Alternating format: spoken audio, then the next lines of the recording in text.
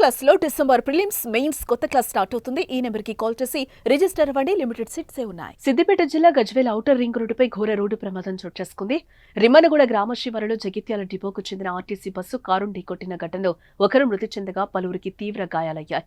హైదరాబాద్ నుంచి జగిత్యాల వైపు వస్తున్న కారు రిమ్మనగూడ గ్రామ సమీపం వద్దకు చేరుకోగానే గజ్వేల్ ఔటర్ రింగ్ రోడ్డు వద్ద రోడ్డు క్రాస్ చేసే క్రమంలో ఎదురుగా వస్తున్న బస్సు కారు ఢీకొట్టడంతో కారులో ప్రయాణిస్తున్న 5గురు తీవ్రంగా గాయపడ్డారు.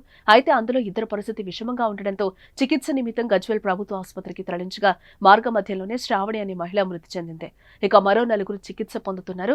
క్షతగాత్రులు సుధాకర్, సాయి, లతిక్, గణేష్ గా గుర్తించారు.